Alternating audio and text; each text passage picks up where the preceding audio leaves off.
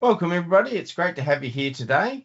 And today we're going to do an introduction to the example model and check that out. My name's Scott Hebbard and I'm joined today by Stephen Maguire.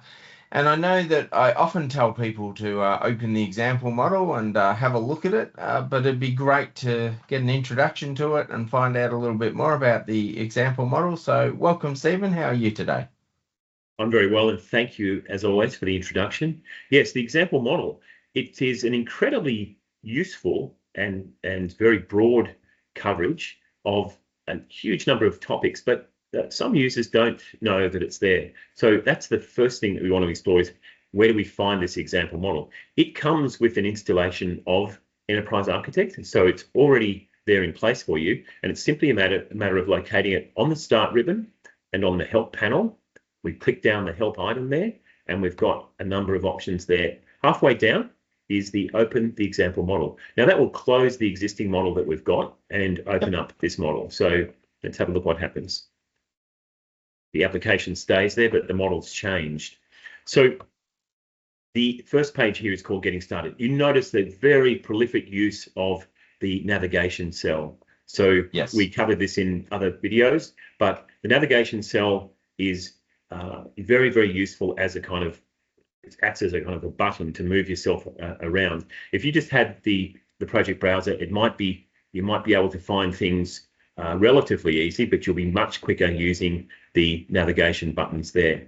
So we don't need to really use the browser at all. So let's actually pin that back for a minute, and let's just look at these, and actually the toolbox as well. Let's get rid of that, and we can just look at now these models. Now, EA examples, let's go and have a look at some of them, Scott. Let's have a look at business modeling. Click on through on that, and we come to a page that's got a bit of a description on it. Enterprise Architect provides specific modeling tools for a range of analysis and business modeling activities. So depending upon what you're looking for, entity relationship diagrams, flowchart diagrams, let's have a look at those. Example. If you drill down into one of those examples, is it easy to get back to the previous example? Oh, absolutely, Scott. I'll show you that in just a minute. Let's drill down to this one here. Yep. And there's our flowchart diagram. And, I can use my control keyboard there. I can use my pan and zoom to go in and out and make that, bigger and smaller as I fit. And I can move my viewport around. So the question you asked is it easy to get back? And that's a very good question. Yes. Scott, it's like leaving a little breadcrumb of where you've come from. You'll notice up in the tab of the diagram, it says flowchart diagram, there's a little arrow on the right-hand side. If I click that, I go back through the chain that I came from, back through the breadcrumbs. Right.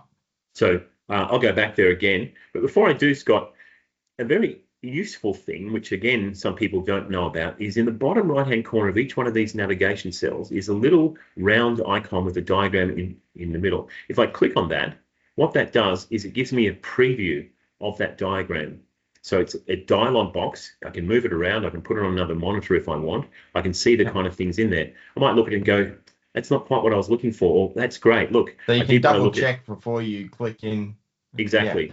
So you can't click from these things. Like I can't click on any of these ones in here because it's actually just a view of it. I'll close that view and say, yes, that is the thing that I wanted. And rather than clicking on the little icon on the bottom, I'm going to double click on this one. Now, we came to this one before. Let's have a look at some other things. BPMN examples, that's kind of useful to me. Again, I can use the little preview button and say, let's have a look.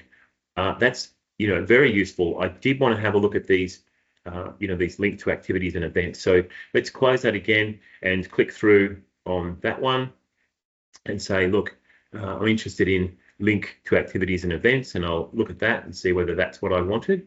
And that's quite interesting, but not quite the diagram that I wanted. Maybe, I want a very complex diagram and see how well Enterprise Architect deals with complexity. Let's preview this one. And you can see that that's a very large example. Yeah. That's probably a little bit too complex for what I want. So let's just go and have a look at, one of these early ones, the book lending example. That's much more like what I wanted. Gives me a bit of a head start. And you notice here that there are some interesting little annotations, and this is to do with simulations and things, Scott. So I'm already kind of finding my way around this thing. So, I can click on these and look at the the properties, and I can use my pan and zoom window. I can backtrack back out of that. Let's get back out of this business modeling world. Let's have a look at some other things, Scott. Like project management is an interesting one. Enterprise Architect has some great project management features. I wonder what's in this one. Let's have a look. Oh, that's interesting. I do actually want to look at Kanban diagrams. That's something that's of interest to me. Let's close that one and let's go and open up the model and let's have a look at a Kanban diagram. Again, it gives me some description. Enterprise Architect provides 3 different models. So 1-stage workflow, 2-stage and 3-stage. So 3 different interconnector or interlocking Kanban diagrams. This is an iteration of a 2-stage one. Let's have a quick look again and preview. And yep, that's exactly what I wanted. And let's click through on that. So again, we get through to this example diagram. So incredibly powerful, Scott, incredibly useful, great value to come from this.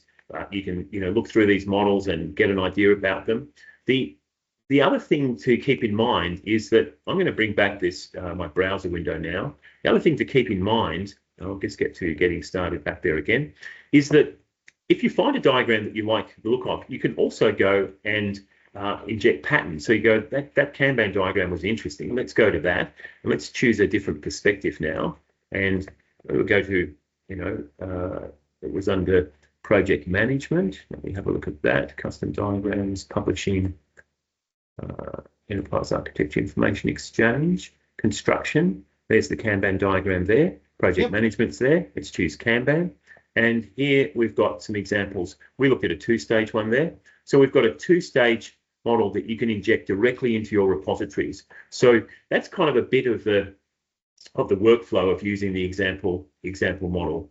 And we haven't got time in this video to cover everything. I'll leave it up to the audience to go and have an explore in the example model that comes in your installation of Enterprise Architect. So every user that's using the tool has access to that example model. And just remember that trick. It's going to close your example, your existing model that you've got open when you open that, but it will prompt you to save any diagrams that you've got open.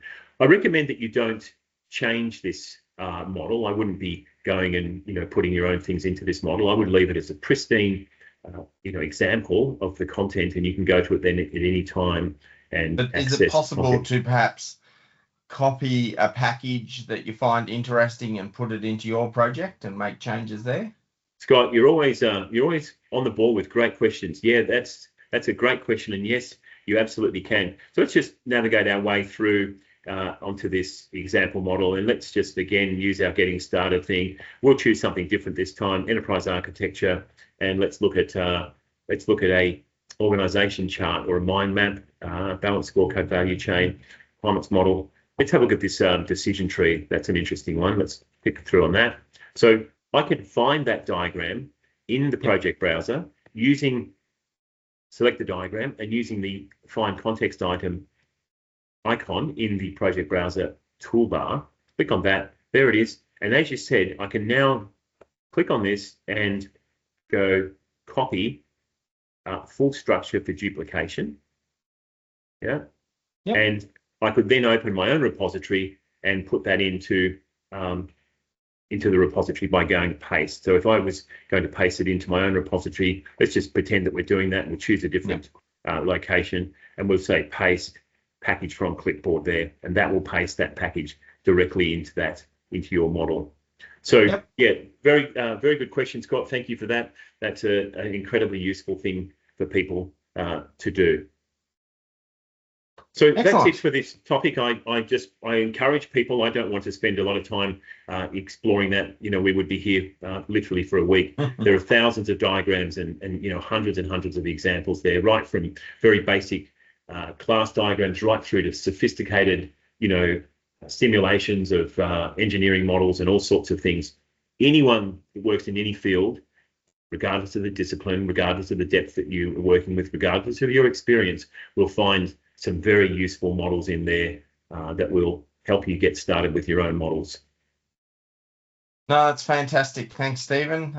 It's an incredibly diverse model, lots and lots of examples.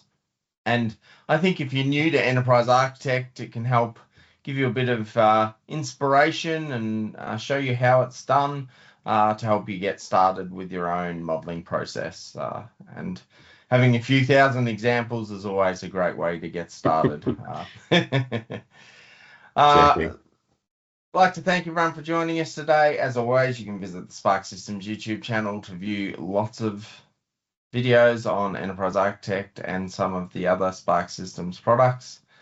If you have any questions about modeling or the example model or how to get started with modeling, you can reach out to Stephen using his LinkedIn and website credentials that are listed in the video below. As always, thank you for your time and your expertise, Stephen. It's been great to have you here today. Always a pleasure, Scott.